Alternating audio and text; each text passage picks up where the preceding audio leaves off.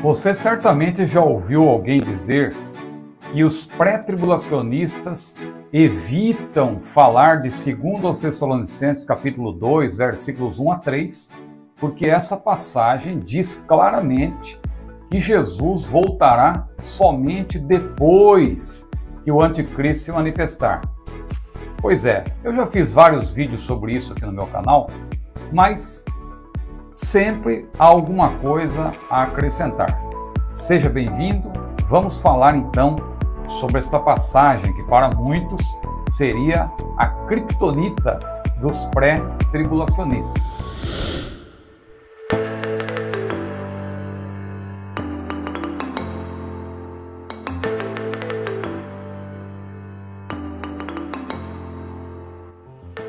Irmão Ciro, o anticristo só vai entrar em ação quando a igreja for arrebatada? Não necessariamente. Ele pode já estar no mundo. Ele já pode estar aí agindo, mas ele só vai se revelar como tal, como preposto de Satanás, após o arrebatamento da igreja. Tem um grupo de irmãos que eu respeito de outra tradição, os irmãos pós-tribulacionistas, que estão esperando o anticristo. Eles dizem, esse negócio de iminência não tem nada que ver, o anticristo vai vir primeiro. E eles interpretam de uma maneira diferente aquele texto de 2 Tessalonicenses capítulo 2, porque eles confundem a vinda do Senhor com o dia do Senhor. Não vá confundir a vinda do Senhor com o dia do Senhor. Então veja o que diz a Bíblia. Irmãos, disse Paulo escrevendo aos Tessalonicenses, 2 Tessalonicenses capítulo 2, versículos 1 a 3. Irmãos, no que diz respeito à vinda de nosso Senhor Jesus Cristo e à nossa reunião com Ele, nós vos exortamos a que não vos demovais da vossa mente com facilidade, nem vos perturbeis, quer por espírito, quer por palavra, quer por epístola, como se procedesse de nós, supondo tenha chegado o dia do Senhor. Preste bem atenção. Ninguém de nenhum modo vos engane, porque isto não acontecerá, isto que? O dia do Senhor. Isto não acontecerá sem que primeiro venha a apostasia e seja revelado o homem da iniquidade, o filho da perdição. A chave, então, para entender essa passagem é não confundir a vinda do Senhor e nossa reunião com Ele com o dia do Senhor. Muitos irmãos pós-tribulacionistas, que eu respeito, infelizmente, partem da premissa de que essa passagem está falando toda ela da vinda do Senhor e que o dia do Senhor significa, é um sinônimo de vinda do Senhor. Não é verdade. Porque nós temos que interpretar 2 Tessalonicenses à luz de 1 Tessalonicenses. Em 1 Tessalonicenses 4 e 5, Paulo já tinha falado da vinda do Senhor e do dia do Senhor. Paulo já tinha falado do arrebatamento no capítulo 4, e depois no capítulo 5, ele fala do período tribulacional. E ele diz que quando disserem a paz e segurança, lhes sobrevirá repentina destruição. E ele fala ali do dia do Senhor. O dia do Senhor que os profetas anunciaram. O dia de juízo. O dia em que Deus vai julgar o mundo. E vai julgar Israel também. A igreja não tem nada a ver com isso. A igreja os crentes não são filhos das trevas. Paulo falou que nós somos os filhos da luz. E que o juízo está destinado àqueles que estão em trevas. Paulo já tinha dito que o Senhor Jesus vai se revelar, Ele virá para nos livrar da ira futura. Então, quem lê 2 Tessalonicenses capítulo 2, tem que ler à luz do que Paulo escreveu em 1 Tessalonicenses capítulos 4 e 5. Aí a pessoa vai entender os versículos 1 a 3, porque Paulo começa a falar sobre a vinda do Senhor e nossa reunião com Ele. Claro, ele está falando do arrebatamento. Ele diz, olha, não vos movais facilmente, porque ele estava retomando o que ele tinha ensinado. Por que ele estava retomando? Porque num período de 6 meses mais ou menos, que existe entre a primeira carta e a segunda carta, Paulo ali, ele recebeu informações de que os tessalonicenses estavam sendo visitados por enganadores. Paulo falou, inclusive, que os irmãos não deveriam ser enganados nem por palavra, nem por profecia, e porque havia ali pessoas que estavam escrevendo também, nem por carta. Havia pessoas que se passavam por Paulo. Imagina, no tempo de Paulo, o grego, a pessoa que escrevia em grego, não era tão fácil identificar pela forma de escrever, apenas pela forma, quem estava escrevendo. Por isso que Paulo até acrescentava alguns elementos, e nessa carta de Tessalonicenses em especial, ele diz assim: olha, eu vou assinar com meu próprio punho, para vocês saberem que sou eu mesmo.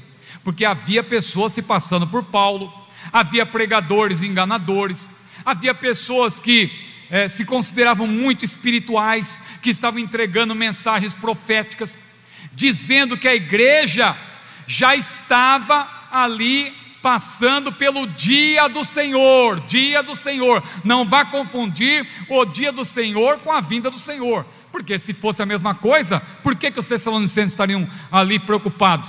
Ora, se é o que eles tanto esperavam, não. No caso de 2 Tessalonicenses 2, em algumas versões você vai encontrar dia de Cristo, tem essa variante textual, mas o contexto deixa claro que é uma referência ao dia em que Deus vai começar a julgar, é o dia do julgamento, não tem nada a ver com o arrebatamento, isso que deve ficar muito claro.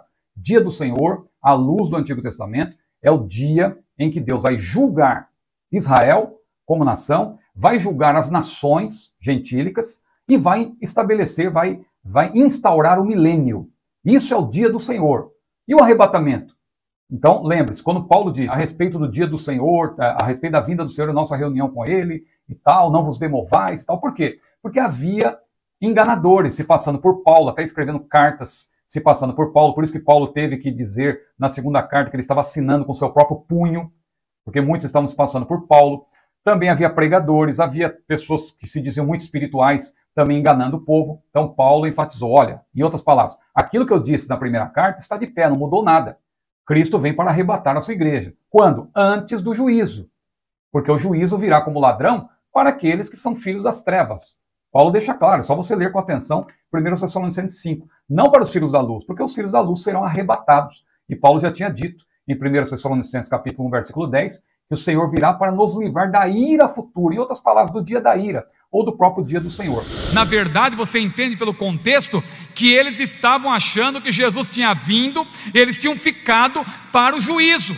E Paulo falou, não, esse juízo, esse dia do Senhor, não virá antes que venha a grande apostasia e se manifeste o homem do pecado. Tanto que se você continuar lendo o texto, você vai ver que mais adiante, Paulo fala daquele que está limitando, daquele que está restringindo a ação do mal, está impedindo que esse homem do pecado, que é o anticristo, se manifeste. Há um que o detém até que do meio seja tirado. Quem é esse um que o detém até que do meio seja tirado?